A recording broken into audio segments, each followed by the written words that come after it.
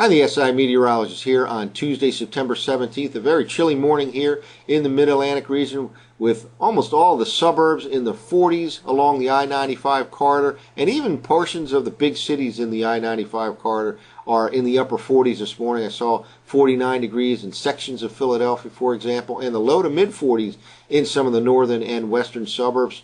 Today will stay unseasonably cool with high temperatures this afternoon, struggling to get out of the 60s, even along the I-95 corridor, some 10 degrees or so below normal for this time of the year. Philly's normal high temperature for this date is about 78 degrees. It'll likely reach right around 68 degrees this afternoon, despite plenty of sunshine. And then another very chilly night tonight, with temperatures way down into the 40s by early tomorrow morning, low to mid 40s in the interior sections of the Northeast overnight last night as well as tonight. Frost is commonplace with temperatures way down in the 30s.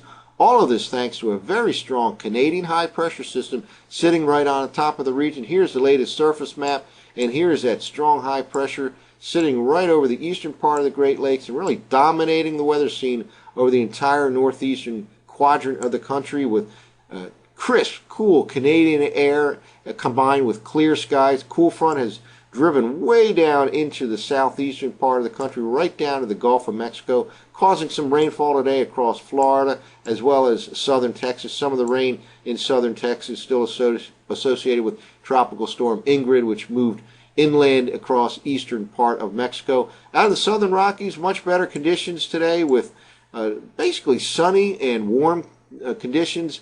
High temperatures in the low 80s, for example, in Denver. Quite cool along the west coast with Southern California, coastal regions struggling to reach 70 degrees, for example, along the coast in the LA basin. Looks like cool conditions there for the next few days. Meanwhile, some showers and thunderstorms out here in the interior part of the Pacific Northwest associated with this surface cold frontal system, as well as a pretty sharp upper level trough that we'll see right now in the upper part of the atmosphere.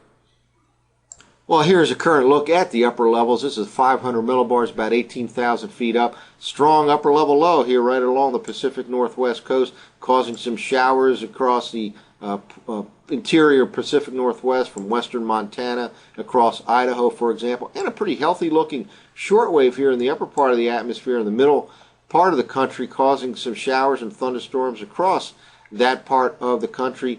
And northwesterly flow showing up here in the upper part of the atmosphere. Not surprising, as it's very chilly this morning, and the chilly pattern will continue right through tomorrow with unseasonably cool conditions. Again, way down about 10 degrees or so below normal for this time of the year, all thanks to this strong northwesterly flow in the upper part of the atmosphere across the northeastern part of the U.S.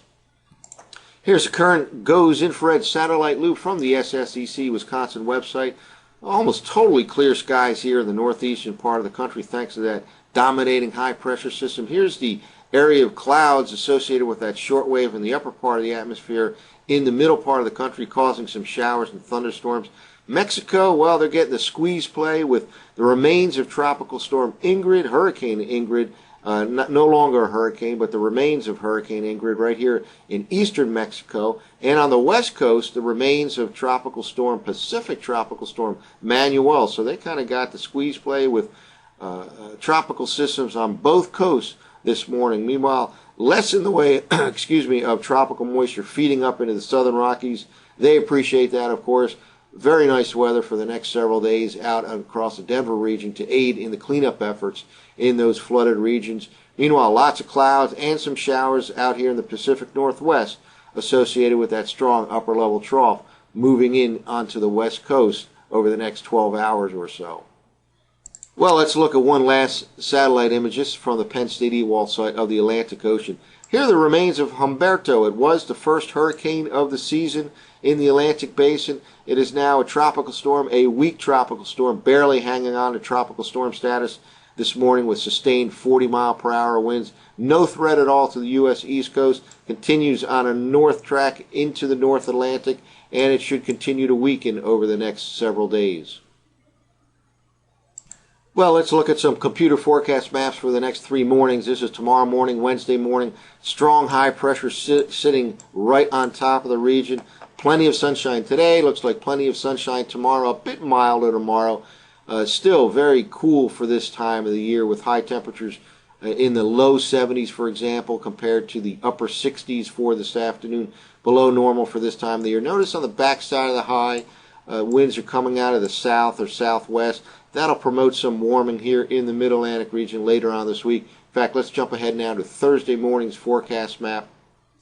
And here it is, still not much change over the Mid-Atlantic region, with high pressure still sitting right on top of the region.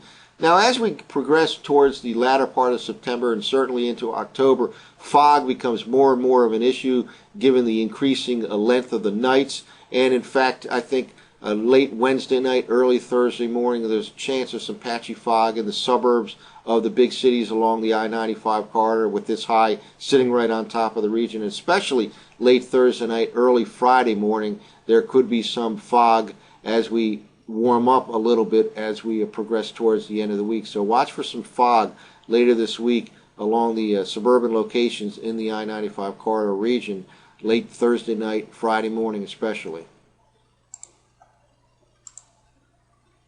And here is the Friday morning forecast map from the last night's Zero-Z GFS model run. By this time, the high is starting to move off the East Coast, a little bit of a center staying over the southern part of the Mid-Atlantic. But notice this southwesterly flow. That'll increase temperatures somewhat. Certainly not hot, any hot weather coming here, but certainly we get a little bit warmer Thursday and Friday and Saturday, not far from 80 degrees along the I-95 corridor on Friday, for example, and probably the upper 70s on Saturday. Another cool front here now showing up here, crossing the middle part of the country by Friday morning. That moves into the Mid-Atlantic region over the weekend with the threat for some showers and thunderstorms. Timing is a little bit questionable right now, but it certainly looks like another cool front is headed into the eastern states. This time it'll come over the weekend time period. So that's it for now. For the SIWeather.com, I'm meteorologist Paul Dorr.